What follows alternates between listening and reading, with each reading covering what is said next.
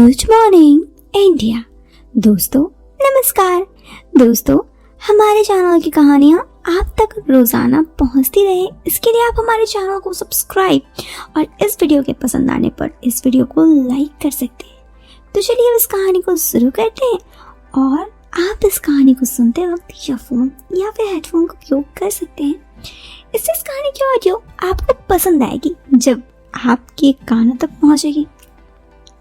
मैं राजेंद्र हूँ, उम्र मेरी भी 22 साल है और मेरी जिंदगी में कुछ अनोखे सपने हैं जो बाकियों से काफ़ी अलग है। आज मैं आपको अपनी ऐसी सपना जो जिंदगी में सच होगा, वो भी इतनी जल्दी, आज से करीब 1 साल पहले जिस वक्त उम्र 21 साल थी, तब इतनी जल्दी ये बात सच हो मैंने सोची ना थी। लेकिन जब ये बात सच हुई तो अपने जिंदगी के मकसद ही बदल गए। अरे बातों को घुमाऊंगा नहीं, कहानी मेरी अपनी है तो सीधे शब्दों पे आपके पास लाया हूँ। मैं राजेंद्र हूँ और दिल्ली के सेक्टर 33 में रहता हूँ। मैं दिखने में अब ये तो नहीं कहूँगा कि बहुत हैंडसम हूँ, ठीक ठाक दिखता हूँ। हाइट मेरी 5 फीट 10 इंच है। मुझे जिम जाना, अपने आप को मेंटेन करके रखने की आदत बचपन से ही है। मेरे घर पर मैं, मेरी बड़ी दी है और मम्मी पापा एक अच्छी कंपनी में जॉब करते हैं। मम्मी कभी कभी कुछ काम कर लिया करती, जैसे कि कभी कभी किसी NGOs के साथ जाती हैं। यूँ तो हमें पैसों की कोई दिक्कत नहीं है, लेकिन उन्हें NGOs के साथ जुड़ना या फिर काम में बाहर रहना अच्छा लगता है। मैं हमेशा कॉलेज जाता हूँ, मेरे बहुत सारे दोस्त हैं। उस वक्त तक गर्लफ्रेंड नहीं थी। मुझे लड़कियों से भी दोस्ती करनी पसंद थी और लड़कों से भी, लेकिन कोई गर्लफ्रेंड नहीं थी। मेरी एक बड़ी दी है, उनका एक बॉयफ्रेंड है। ये हमारे घर पर सबको पता है, किसी को इससे कुछ ऐतराज नहीं है। हम थोड़ी मॉडर्न ख्यालात वाले हैं, दिल्ली में रहते हैं तो बॉयफ्रेंड बनाना आम बात है, ये तो मम्मी पापा भी समझते हैं। खैर इन सब से उनके बॉयफ्रेंड भी हमारे घर काफ़ी बार अच्छे आते रहते हैं। वो भी एक अच्छे इंसान हैं और उनके पापा भी एक अच्छे कंपनी में जॉब करते हैं। इसी वजह से हमारे घर पे कोई दिक्कत नहीं है। अब दीदी की बात करूं तो ये बात मैंने आपको दी के बारे में इसलिए बताई क्योंकि ये बात उनकी एक फ्रेंड की है जिनका नाम निशा है। निशा को जब मैंने पहली बार देखा था तब मेरी उम्र यही कोई 19 साल थी। उस वक्त उनकी उम्र 25 साल थी। वो देखने में बड़ी ही खूबसूरत थी। उस वक्त उनका एक बॉयफ्रेंड था। वो जब भी दी के साथ घर आती तो फ़ोन पर बात करती। उस वक्त मैं 19 साल का ही था और वो 25 साल की, तो मैं उन्हें दीदी कह के बुलाता, या फिर धीरे धीरे निशा जी कब बोलने लगा पता ही नहीं चला। 1-2 दफ़ा उनसे बात करने पे पता चला कि वो जिस ऑफिस में काम करती है वो मेरे स्ट्रीम का ही है। मतलब कि अगर मुझे फ्यूचर में जॉब लेना है तो इसके लिए मैं उनसे कुछ मदद ले सकता हूँ। ये बात जब मुझे पता चली तो मैं उनसे और भी ज़्यादा इंटरेस्टेड होकर बात करने लगा। अब इससे उन्हें मेरे ख्यालात के बारे में तो पता नहीं चला कि मैं उनसे क्या चाहता हूँ, लेकिन उन्हें लगता कि मैं उनसे अच्छे से बात इसलिए कर रहा हूँ क्योंकि अगर मैं उनसे अच्छे से बात करूँगा तो उनके ऑफिस में जॉब मिल जाएगी। वो मुझसे बहुत ही अच्छे से बात करते रहती। 1-1.5 साल गुजर गया और मेरी कॉलेज ग्रेजुएशन कंप्लीट हो गई।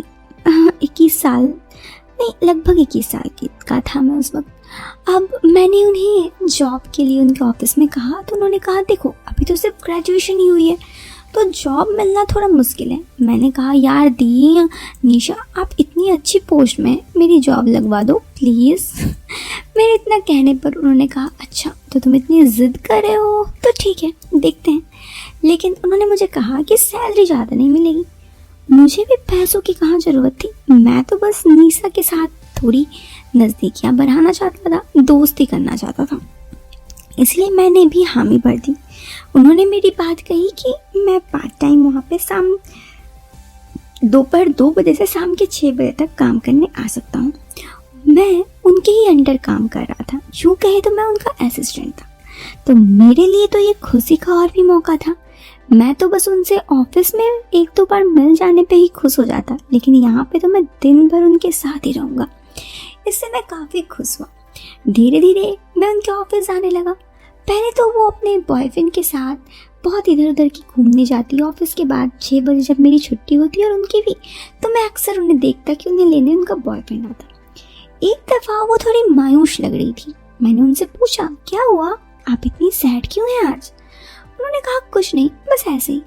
उस दिन मैंने देखा उनका बॉयफ्रेंड भी नहीं आया। मैंने कहा, आप मेरे साथ चलोगी, मैं आपको घर छोड़ दूँ?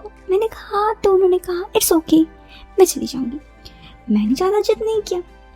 फिर 1 हफ्ते तक कुछ ऐसा ही रहा। वो अकेले घर जाती, मायूस रहती।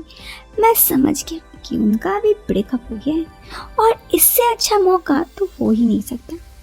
मैंने भी एक दफ़ा शाम को, सैटरडे को, क्योंकि संडे को ऑफ रहता था, जब वो जा रही थी तो मैंने कहा, मुझे कुछ आपसे पूछना था। वो बोली, काम के सिलसिले पे? मैंने कहा, कॉफ़ी पीते पीते बात करें सामने कॉफ़ी शॉप पे। इससे पहले वो ना बोलती। मैंने कहा, यार आपसे मैं इतने सालों से जानता हूँ, आप इतनी ऑकवर्ड क्यों हो रही हैं? उन्होंने कहा, ठीक है चलो। मेरी पहली चाल काम कर गई थी। हम दोनों कॉफ़ी शॉप में पहुँचे।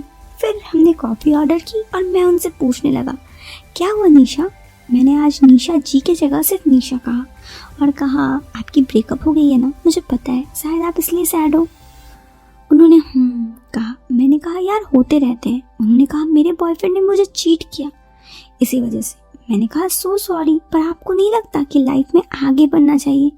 अगर कोई आपको छोड़कर चला गया तो इसका मतलब गलती उसमें है, आप में तो नहीं। आप क्यों गलत बन के सैड हो रही हैं?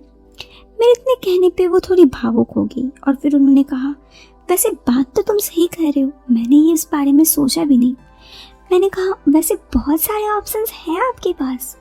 मेरे इतने कहने पर वो मुझे टकटकी लगा के देखने लगी। मैं समझ गया ही रहा था कि मैंने जो कहना चाहा वो समझ चुकी थी। इस पर उन्होंने कहा, अच्छा तुम्हें क्या लगता है? मैंने कहा, आप स्मार्ट हैं और मैं हैंडसम। उन्होंने कहा, सरेआम फ्लर्ट कर रहे हो? मैंने कहा, करने का कोशिश तो फ्लर्ट में बहुत दिनों से कर रहा हूँ, लेकिन आपके सामने फ्लर्ट करने की हिम्मत नहीं होती थी। आपका बॉयफ्रेंड था। अब जब आपको, मुझे पता है कि आप सिंगल हो, तो क्यों ना। उन्हें मेरी बातें बहुत अच्छी लगी और फिर धीरे धीरे यूं ही हम दोनों का मिलना जुलना पड़ने लगा। लेकिन हम दोनों ने ये भी एक दूसरे को कोई कन्फेंस नहीं किया था।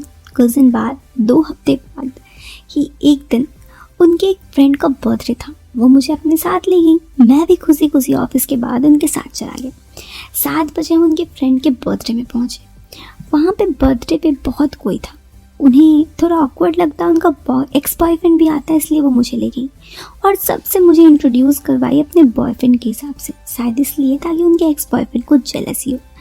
और फिर उसके बाद धीरे धीरे करके निशा से मेरी नज़दीकियाँ बढ़ने लगी। हम दोनों ने एक दूसरे से कोई कन्फेंस तो नहीं किया कि हम एक दूसरे को क्या लगते हैं, लेकिन शायद ये बात हम दोनों ही एक दूसरे के बारे में बहुत अच्छे से जानते हैं। तो दोस्तों, ये कहानी थी राजेंद्र और निशा की। अक्सर जब हमें प्यार होता है तो बस हो जाता है, कई बार बिना कहे भी हम आंखों की बातें समझ जाते हैं। ये कहानी उसी पे थी। फिलहाल के लिए दीजिएगा मुझे इजाज़त। मैं मिलती हूँ आपसे फिर एक नए वीडियो में एक नए और इंटरेस्टिंग टॉपिक के साथ। Bye, take care, bye.